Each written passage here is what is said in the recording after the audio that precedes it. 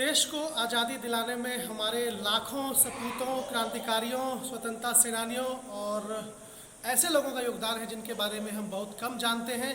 लेकिन धीरे धीरे हम कोशिश कर रहे हैं कि देश को आज़ादी कैसे मिली और किस तरह का संघर्ष था और वे महापुरुष कौन थे जिनके योगदान से देश आज़ाद हुआ, उसके बारे में हम बताने और समझने का प्रयास कर रहे हैं।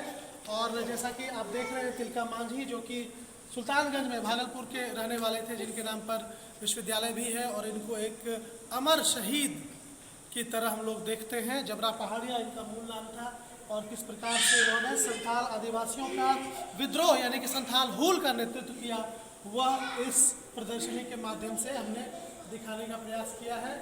आगे हम बढ़ते हैं। गांधी और बिहार, गांधी का बिहार से क्या रिश्ता था हम सब जानते हैं। किस तरह से वो बिहार के पीपलावा गांव में एक मुस्लिम महिला से बात कर रहे हैं। गांधी जी चंपारण आए थे पहली बार और उसके बाद वो लगातार बिहार आते रहे। दंगों से उजड़ते हुए गांव को ये इस वक्त हम देख रहे हैं।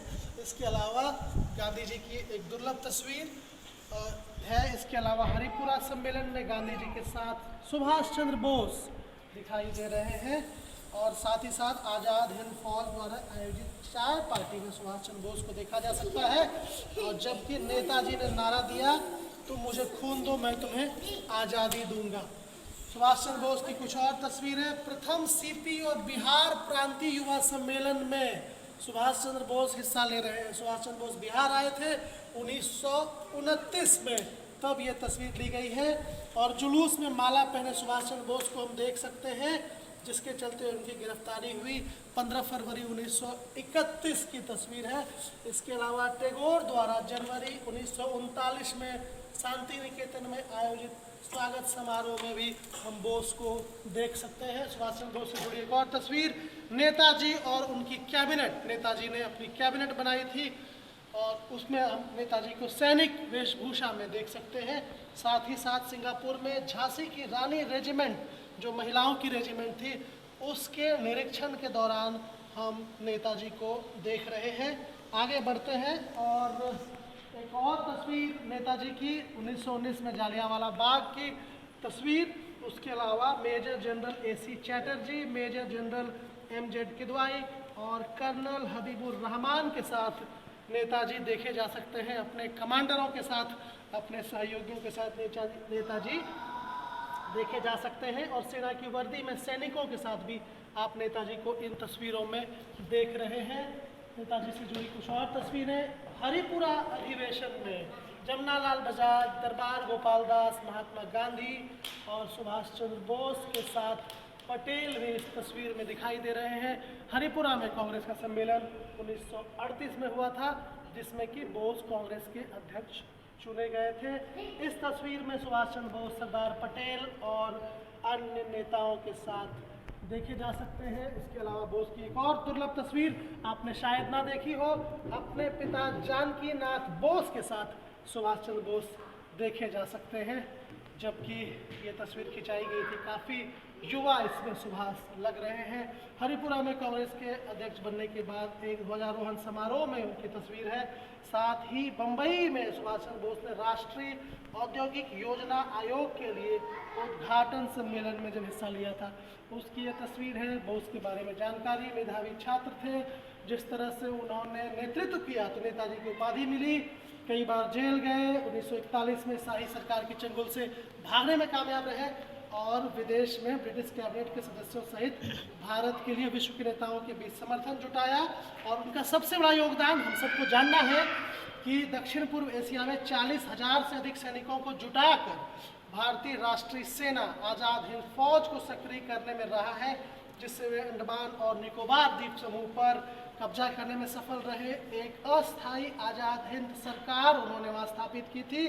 दिल्ली चलो का युद्ध घोष किया और भारत की सेना को बहादुरी से अंग्रेजों के खिलाफ लड़ने के लिए प्रेरित किया।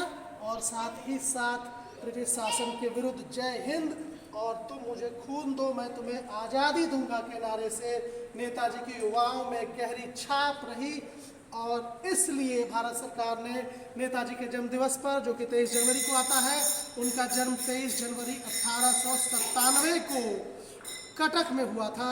नेताजी का जन्म दिवस हम लोग पराक्रम दिवस के रूप में मनाते हैं। इस कारण से सरदार पटेल के बारे में भी चित्र है। सरदार पटेल यहाँ पर बैठे दिखाई दे रहे हैं और सरदार पटेल की कुछ तस्वीरें कुछ चुनिंदा विदेशी नेताओं और राजनयिकों के साथ हम देख सकते हैं।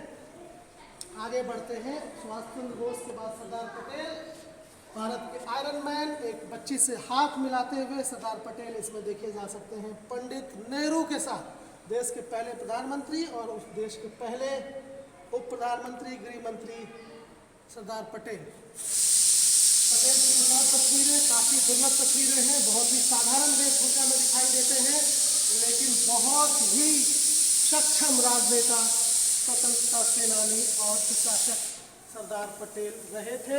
सरदार पटेल के प्रशासकीय कौशल और गृह मंत्री के रूप में उनके कार्यों की तस्वीरें हम देख रहे हैं। पंडित नेहरू के साथ मौजूद है, काफ़ी प्रसन्न इस वीडियो में, इस फोटो में दिखाई दे रहे हैं। इसके अलावा पटेल की कुछ और तस्वीरें नेहरू के साथ अक्सर दिखाई देते हैं। पटेल ये हम देख सकते हैं सरदार पटेल के साथ। और मैं कहूँगा कि बार से दिखाएं, पटेल बिल्कुल एक लौह पुरुष की तरह राजेंद्र प्रसाद के साथ दिखाई दे रहे हैं, देश के प्रथम राष्ट्रपति के साथ। और पटेल की कुछ और तस्वीरें, काफ़ी ऐसी तस्वीरें जो ज़्यादातर हम में से लोगों ने नहीं देखी है। 31 अक्टूबर 1875 को गुजरात के नाडियाड में उनका जन्म हुआ था। 1917 में गांधी के अहिंसा और सत्याग्रह के आदर्शों से प्रभावित होकर उनके जीवन का मार्ग बदला और उन्होंने करों के प्रतिरोध में 1928 में बारडोली में जमींदारों के खिलाफ अभियान का नेतृत्व किया, जिसमें कुशल नेतृत्व के बाद उन्हें सरदार की उपाधि दी गई। और साथ ही साथ स्वतंत्रता संग्राम के बाद, जैसा कि मैंने बताया, पहले उप प्रधानमंत्री और गृह मंत्री थे। देश का बंटवारा हुआ था, बड़े पैमाने पर दंगे हुए थे और देश के एकीकरण की चुनौती थी। लगभग 565 रियासतें शामिल थी। तब सरदार पटेल ने इस अवसर पर अपने सूझबूझ भरी बातचीत से एक नए राष्ट्र को, एक नए उदित राष्ट्र को एकीकृत किया और देश रियासतों के भारत में विलय का रास्ता उन्होंने प्रशस्त किया। और संयोग ही है कि दुनिया की सबसे ऊंची मूर्ति स्टैच्यू ऑफ यूनिटी को 31 अक्टूबर 1918 को उन्हें समर्पित किया गया। उनकी जयंती को हम नेशनल यूनिटी डे यानी कि राष्ट्रीय एकता दिवस के रूप में मनाते हैं। और 1991 में उन्हें मरणोपरांत भारत के सर्वोच्च नागरिक पुरस्कार भारत रत्न से भी सम्मानित किया गया।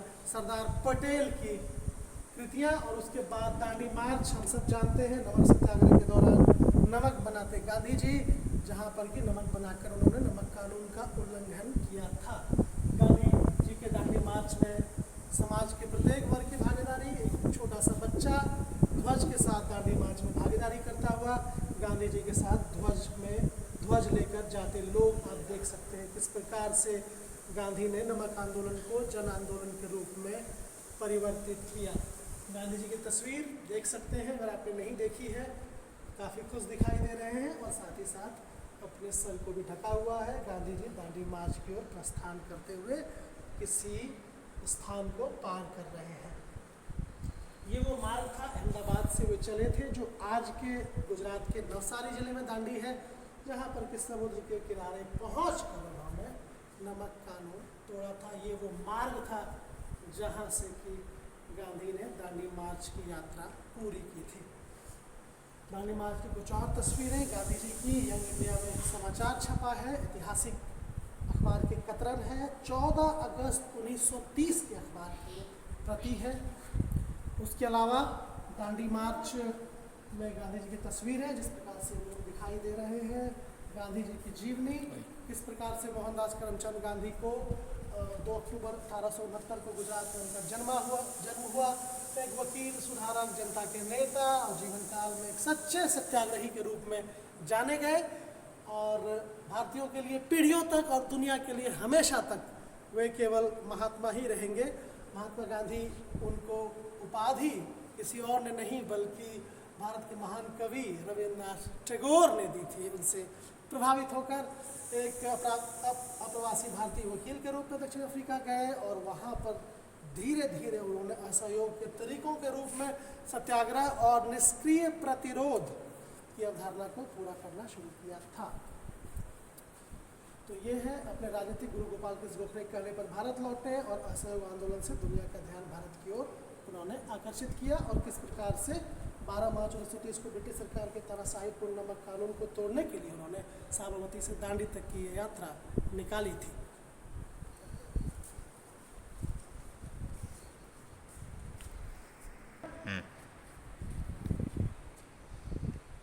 दांडी यात्रा ने दुनिया का ध्यान खींचा और इस तरह के प्रदर्शन शुरू हुए और नागरिक अवज्ञा आंदोलन को और तेज किया। बार बार कारावास और खराब स्वास्थ्य के बावजूद 1942 में करो या मरो के नारे के साथ भारत छोड़ो आंदोलन शुरू किया, जिस कारण से अंततः देश आज़ाद हुआ।